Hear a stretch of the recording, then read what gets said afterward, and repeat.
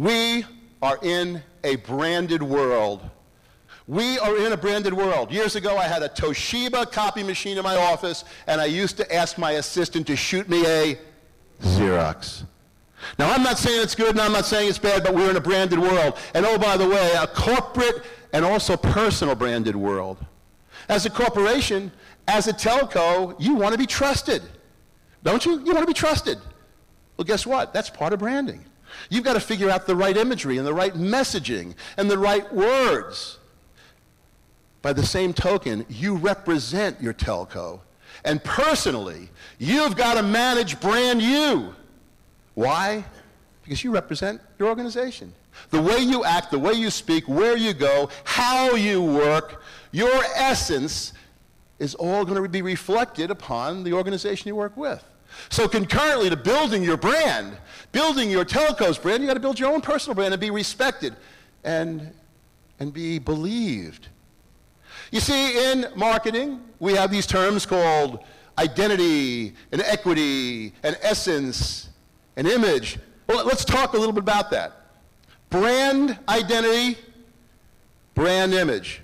Changing rapidly, folks. Brand identity is when you develop what you or your company wants to be known for. Brand identity is your strategy. This is the snapshot on me. This is the snapshot on my organization, on the services I provide. This is the snapshot on what I believe people see me as. That's my personal brand identity. Then there's brand image. What's brand image? Anyone? That's the way they see you. Brand identity versus brand image. It's nice for you to think that you work very hard to make your telco looked upon as being innovative, visionary, caring, communicative, whatever it is. But that's fine. That's your brand identity. You got to step outside yourself. Henry David Thoreau said, could a greater miracle take place than to look through another's eyes for an instant? How do your constituents look upon you? They're always gouging. They're always raising their prices. They're inconsistent. I have to wait on the phone for hours to get a representative. I mean, on and on. Brand identity. Now, an exercise I'd throw at you personally and professionally is write down 8 or 10 things you believe define your identity. If it's personal, it could be caring, empathetic, witty, cerebral, right? Now go to 8 or 10 friends, relatives, and say, look, you're not going to hurt my feelings. Write down 10 words you think about when you think of me, or you think of my company, or you think of my product. And folks, if you put witty and they put dull, if you put smart and they put stupid, if you put cerebral and they said, yeah, whatever, you've got what we call a brand disconnect.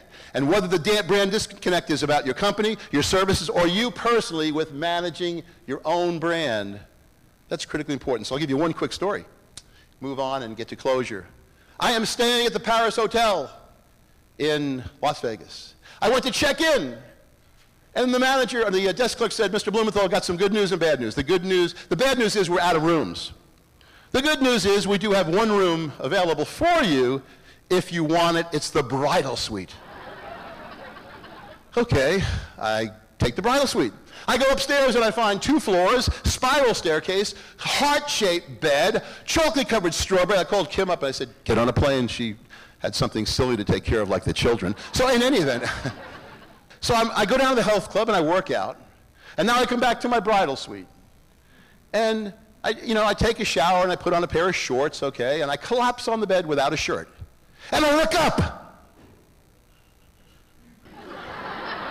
Oh my God. That can't be me. My brand identity was my head on Lou Ferrigno's body. I looked up, I called my wife up. I called the manager first and said, I need to get out of this room. He said, why? I said, I cannot sleep with that guy. He said, I'm sorry, it's either here or Caesars. So I called Kim up and I said, I know you know I'm in Las Vegas. I know you know I'm in the bridal suite. But I have to ask you a question. What do I look like with my shirt off? And she responded with, what are you doing? But that's a clear example of brand identity versus brand image. Now, when you go back, here's one thing you could do Wednesday morning, 9 a.m., is turn around and list those 5 or 6 or 8 postulates that you believe your telco stands for, what your brand stands for. Then go out and talk to folks and ask them what they believe you stand for. Ignore change, you die.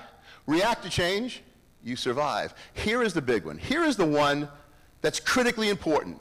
The third strategy, and this is what you need to think about, because marketing is about innovation. Marketing is about vision. Marketing is about taking a shot. Marketing is about maybe thinking outside the box occasionally, with all kinds of challenges you have as a telco marketing professional. Make other changes. How about Harley Davidson? Harley Davidson, almost bankrupt, turned around and reinvented themselves. Here's what I want you to do. Everybody, put your hands out in front of you like this. 2 hands out in front of you, okay? When I say 3, I want you to make noise as if you are riding on a motorcycle made in Japan. Made in Japan. 1, 2, 3. Okay, now, let's put our hands on the hog. Come on, put your hands up there. Up, come on, put the hands on the hog. Let's go, back table, let's go, come on. Okay, when I say 3, 1, Harley Davidson, 1, 2, 3. Boom, boom. Harley Davidson, from a marketing standpoint, and you are marketing professionals, from a marketing standpoint, was perceived at one point as you cannot ride one without body piercing and tattoos. We'll protect Mick Jagger. Remember the old Hells Angels at the Rolling Stones concerts, etc. 17% of Harley owners today are female and growing. And oh, by the way, it has become a lifestyle vehicle from a marketing standpoint. It's okay. Doctors, lawyers, marketing professionals in the telco world. It's okay to have a Harley. Ladies and gentlemen, welcome to the world of collaboration. Collaborative advantage will lead to competitive advantage. Competitive advantage through collaboration, through sharing. Call it searching for synergies or finding symbiotic relationships or partnering or joint ventures or joint adventures. We are seeing both in the private sector and the public sector more focus on folks, organizations getting together and collaborating. I believe strategic alliance is the wave of the future. It's the 3 most important benefits of a strategic alliance are value, efficiency, and growth. If you enter into collaboration, if you search for synergies and symbiotic relationships and partner and joint venture and build an alliance, all parties must receive value, all parties must be more efficient in what they do, and ultimately grow.